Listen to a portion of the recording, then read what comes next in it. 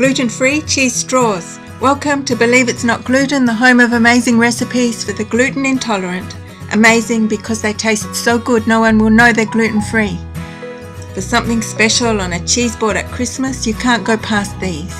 They're light and crispy and really cheesy. Now for this recipe, everything needs to be cold.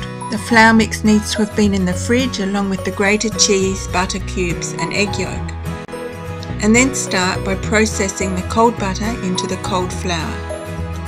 Now you don't want to get it super fine, just so there are lumps of butter left that are about the size of small peas. You can see the small lumps of butter here. That will help give a bit of puff to the pastry. Then add 1 tablespoon of iced water to the egg yolk and a squeeze of lemon juice. These are just very small lemons, so I'm putting in extra, but you want about 1 to 1.5 teaspoons of lemon juice. Then a whisk with a fork just to get it blended a bit. And then it goes into the food processor with the cheese. Now you have a choice here to whiz this all together in the processor, just with a few quick pulses.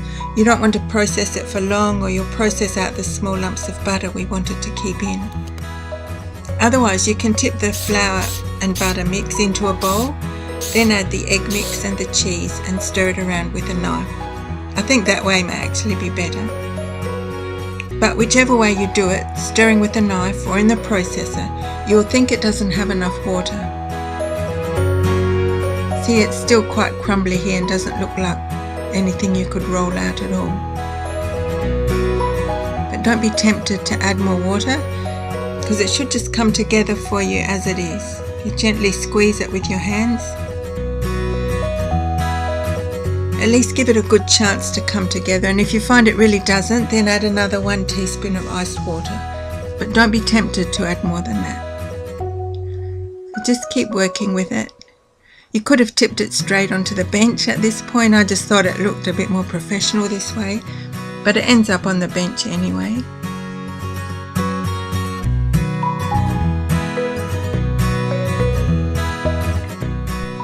When you're kneading it, you don't want to overdo it and get it warm. You do have to use your hands until it comes together.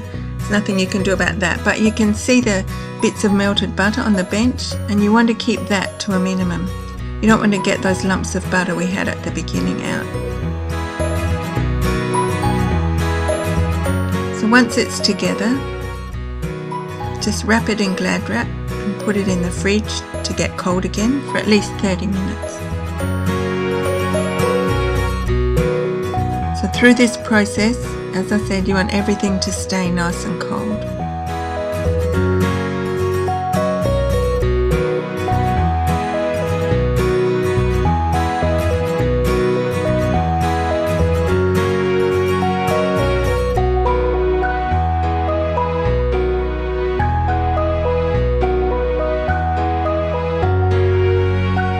Once it's finished in the fridge, bring it out, and you need 1 sheet of baking paper. Flour that and then break off about 1/3 of the dough. If it's a really hot day, put the rest of the dough back in the fridge, but if it's just normal room temperature, it should be fine. It will be a bit crumbly and you do need to knead it a bit with your hands, just picking up any crumbs. So just knead it around and then get it into a square or rectangular shape. Flour it again, cover it with another sheet of paper,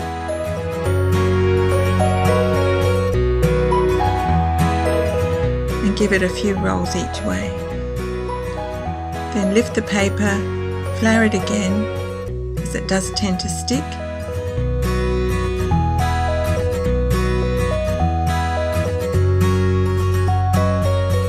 And you can try to squash it here into a bit more of a rectangle. Try to even up the sides so you don't have too much wasted edges that have to be re-rolled. Turn it over and flour the other side and roll again. So this is tapioca flour. It's the best flour to use as it absorbs into the pastry during cooking, so you don't end up with floury bottoms on the cooked pastry. And the aim is to make your pastry about the width of the cheese straws that you want, and then just keep rolling it lengthwise. As the paper starts to stick and the dough doesn't roll easily, just lift the paper, flour it again, turn it over and repeat, and then roll again. Now I like to use a guide for my rolling out so I don't worry about how thick it is and whether I've got it right. So I think the ideal thickness for these is just under 2 millimeters, probably about 1.5 millimeters. And I have a plastic placemat here that I've cut into strips.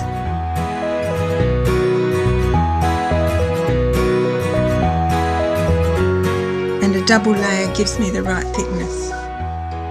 So once again, as the pastry sticks, lift the paper on both sides and flour again. You can see the paper on the bottom is wrinkling up. That's a definite sign the pastry is sticking, and you want to feel that the pastry just slides under the paper as you roll it. So keep going until you get it to the thickness you want.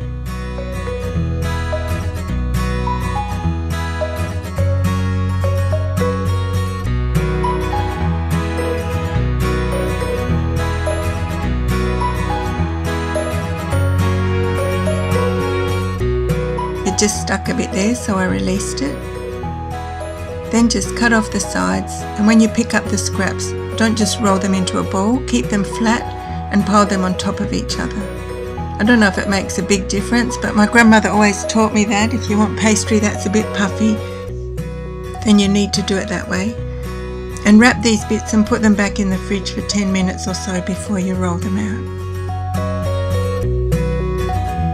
So back to the piece we're rolling now. Brush with beaten egg, a light sprinkle with grated cheese. There's cheese in it, so it doesn't need much on top.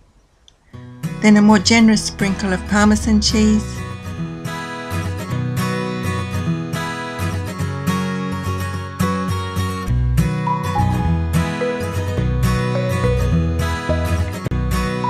And finally some cayenne pepper. Or you can use paprika to give them some colour if you don't like too much pepper. Then you just need to cut them. You can cut them straight if you like. I usually do triangles. Then just slide your baking tray under the paper. If the strip of pastry is too long for the tray, just move some of the triangles to the side.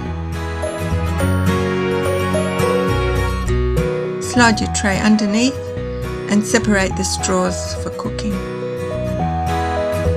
You can see the thickness here. I think that is ideal. Too thick and they taste doughy, and too thin and they are dry and very fragile. So then put that tray into the fridge for 15 to 20 minutes before baking them in a very hot oven for about 10 to 15 minutes until golden and crisp. Repeat with the next 1/3 of your pastry and then the last 1/3. And when you get to the end to use your leftover bits, just lay them on the paper. As I said, don't roll them into a ball and try not to add too much flour since they already have flour on them. You still need to flour them when they stick though. Now you don't really want to re-roll this pastry more than a second time. So if you can keep it pretty neat here, it's better, so there's not too much wastage.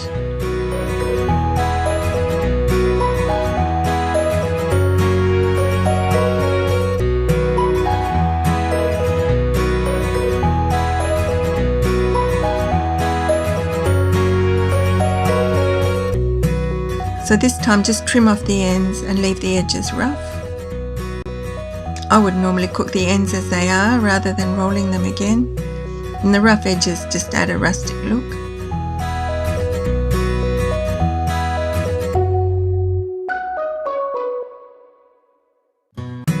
When they come out of the oven, straight onto a cooling rack to cool.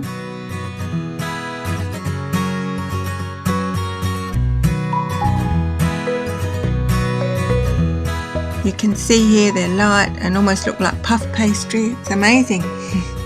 Crisp and cheesy and delicious.